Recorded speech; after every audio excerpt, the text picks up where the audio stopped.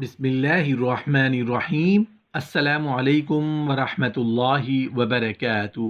نحمدہ ونصلی علی رسولہ الکریم، اما بعد۔ سلیم رمیثہ بنت ملحان رضی اللہ عنہا کا واقعہ۔ سلیم رمیثہ بنت ملحان رضی اللہ عنہا کون تھی؟ محترم ناظرین، ایک حدیث ہے جس کا مفہوم کچھ اس طرح ہے کہ حضرت جابر رضی اللہ عنہ سے مروی ہے کہ رسول اللہ صلی اللہ علیہ وآلہ وسلم نے فرمایا، میں نے خواب میں یہ دیکھا کہ میں جنت میں داخل ہوا ہوں تو یکا یک مجھے وہاں پر ابو طلحہ رضی اللہ عنہ کو بیوی سلیم رمیثہ بنت ملحان رضی اللہ عنہا نظر آئی۔ اس خواب کی مصلحت کیا ہے اور سلیم رمیثہ بنت ملحان رضی اللہ عنہا کو یہ فضیلت کس وجہ سے حاصل ہوئی کہ آپ کا شمار رسول اللہ صلی اللہ علیہ وآلہ وسلم کی پسندیدہ خواتین میں ہوا؟ جاننے کے لیے ویڈیو کو آخر تک ضرور دیکھیے گا۔ محترم ناظرین، جب حضرت ابو طلحہ رضی اللہ عنہ نے سلیم رمیثہ بنت ملحان رضی اللہ عنہا کو نکاح کا پیغام بھیجا تو وہ اس وقت ابھی مشرک تھے۔ چنانچہ سلیم نے کہا، اے ابو طلحہ، میں تمہارے مسلمان ہونے سے پہلے تجھ سے شادی نہیں کر سکتی اور میں تیرے اسلام قبول کرنے کے علاوہ کوئی اور حق مہر بھی نہیں چاہتی۔ حضرت ابو طلحہ رضی اللہ عنہ مسلمان ہو گئے۔ سلیم رمیثہ بنت ملحان رضی اللہ عنہ نے حسب وعدہ ان کے اسلام قبول کرنے کے عوض ان سے نکاح کر لیا۔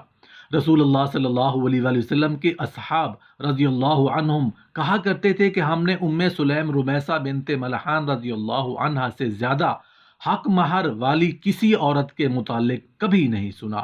مطلب یہ کہ حضرت ابو طلحہ رضی اللہ عنہ کو اسلام کی دعوت دی تو انہوں نے آپ کی دعوت پر اسلام قبول کر لیا اور آپ نے حضرت ابو طلحہ رضی اللہ عنہ سے اپنا حق مہر لیے بنا آپ سے نکاح کر لیا۔ بہت بڑی سعادت کی بات ہے جس پر رسول اللہ صلی اللہ علیہ وآلہ وسلم نے خوشی کا اظہار فرمایا، اور یہی وجہ تھی کہ رسول اللہ صلی اللہ علیہ وآلہ وسلم نے خواب میں سلیم رمیثہ بنت ملحان رضی اللہ عنہا کو جنت میں دیکھا۔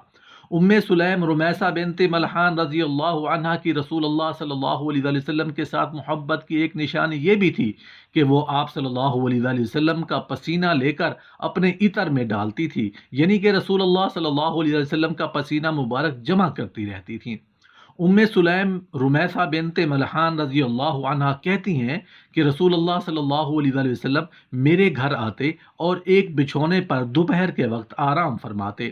سوتے میں رسول اللہ صلی اللہ علیہ وآلہ وسلم کو پسینہ آ جاتا۔ فرماتی ہیں کہ ایک دن آپ صلی اللہ علیہ وآلہ وسلم تشریف لائے اور اس چادر پر سو گئے۔ آپ صلی اللہ علیہ وآلہ وسلم کا پسینہ بہنے لگا تو میں آپ صلی اللہ علیہ وآلہ وسلم کا پسینہ اکٹھا کر کے ایک شیشی میں ڈالنے لگی۔ اتنے میں رسول اللہ صلی اللہ علیہ وآلہ وسلم بیدار ہو گئے اور پوچھا، اے سلیم، کیا کر رہی ہو؟ تو میں نے کہا، اے اللہ کے نبی، میں آپ صلی اللہ علیہ وآلہ وسلم کا پسینہ جمع کر کے اپنی خوشبو میں ملانے کا ارادہ رکھتی ہوں۔ حضرت انس رضی اللہ عنہ سے روایت ہے کہ حضرت ابو طلحہ رضی اللہ عنہ کا ایک بیٹا بیمار تھا۔ جب ابو طلحہ رضی اللہ عنہ کام پر روانہ ہوئے تو وہ بچہ فوت ہو گیا۔ جب ابو طلحہ رضی اللہ عنہ کام سے واپس لوٹے تو پوچھا، میرے بیٹے کا کیا حال ہے؟ سلیم رمیثہ بنت ملحان رضی اللہ عنہا جو کہ اس بچے کی ماں تھی، کہا وہ پہلے سے زیادہ آرام میں ہے۔ پھر سلیم رمیثہ بنت ملحان رضی اللہ عنہا نے حضرت ابو طلحہ رضی اللہ عنہ کو کھانا پیش کیا جو انہوں نے تناول فرمایا، اور پھر سلیم رمیثہ بنت ملحان رضی اللہ عنہا نے مجامعت بھی کی۔ جب وہ فارغ ہوئے تو سلیم رمیثہ بنت ملحان رضی اللہ عنہا نے کہا، بچے کو ڈھانپ دو۔ صبح جب حضرت ابو طلحہ رضی اللہ عنہ کو اس کا پتہ چلا تو وہ رسول اللہ صلی اللہ علیہ وآلہ وسلم کی خدمت میں حاضر ہوئے اور یہ سارا ماجرا سنایا تو آپ صلی اللہ علیہ وآلہ وسلم نے دعا کرتے ہوئے کہا، اے اللہ، ان دونوں کو برکت عطا فرما۔ پھر سلیم رمیثہ بنت ملحان رضی اللہ عنہا کے ہاں بیٹا ہوا تو حضرت ابو طلحہ رضی اللہ عنہ نے مجھے کہا، اے انس، ان کو اٹھا کر رسول اللہ صلی اللہ علیہ وآلہ وسلم کے پاس لے جاؤ اور ساتھ کچھ کھجوریں بھی بھیجی۔ آپ صلی اللہ علیہ وسلم نے پوچھا، کیا گھٹی دینے کے لیے تیرے پاس کچھ ہے؟ حضرت انس رضی اللہ عنہ نے کہا، ہاں، کھجوریں ہیں۔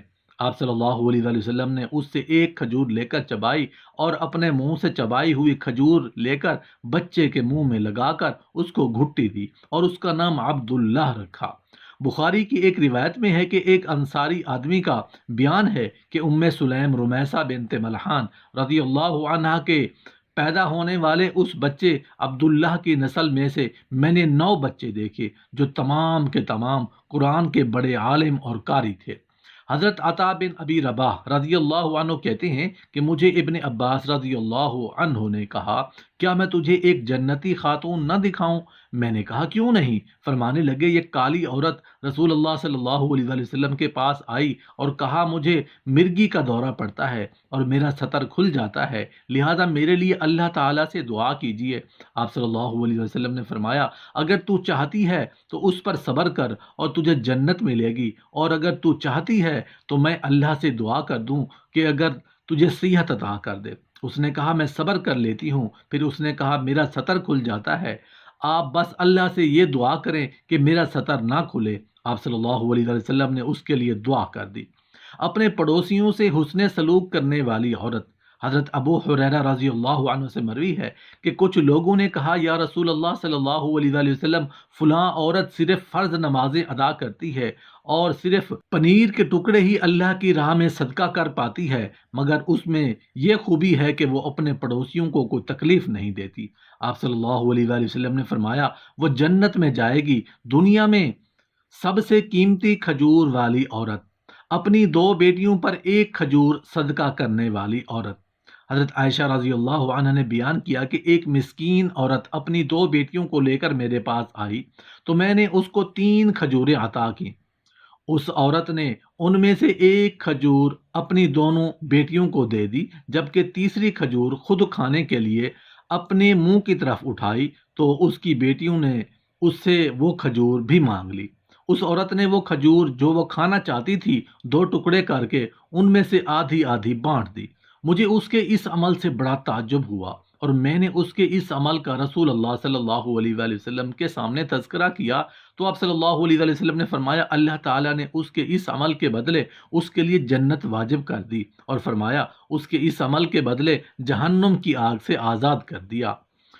وہ غامدیہ عورت جس نے اللہ تعالیٰ کے لیے اپنی جان قربان کر دی، ایسی توبہ کی کہ اگر مدینے کے 70 افراد پر تقسیم کی جائے تو ان کی بخشش کے لیے ان کو کافی ہو۔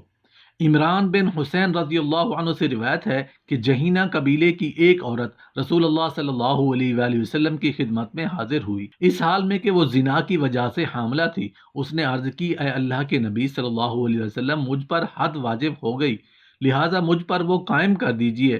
رسول اللہ صلی اللہ علیہ وآلہ وسلم نے اس عورت کو کے ولی کو بلایا اور کہا اس سے حسن سلوک کرو، جب یہ حمل سے فارغ ہو جائے تو اس کو میرے پاس لے آنا۔ اس نے ایسے ہی کیا اور اس کے فارغ ہونے کے بعد اس کو رسول اللہ صلی اللہ علیہ وآلہ وسلم کے پاس لے آیا اور آپ صلی اللہ علیہ وآلہ وسلم نے اس کو رجم کرنے کا حکم دے دیا، چنانچہ اس کو رجم کر دیا گیا۔ پھر آپ صلی اللہ علیہ وسلم نے اس کی نماز جنازہ پڑھائی۔ حضرت عمر رضی اللہ عنہ نے آپ صلی اللہ علیہ وسلم کو کہا، اے اللہ کے نبی صلی اللہ علیہ وسلم، آپ اس زانیہ کی نماز جنازہ پڑھنے لگے ہیں؟ آپ صلی اللہ علیہ وسلم نے فرمایا، اے عمر، اس نے ایسی توبہ کی ہے کہ اگر اس کو مدینہ کے 70 افراد پر تقسیم کر دیا جائے تو وہ ان کی بخشش کے لیے کافی ثابت ہو۔ کیا تو نے اس سے افضل توبہ بھی دیکھی ہے کہ اس نے اللہ کے لیے اپنی جان قربان کر دی؟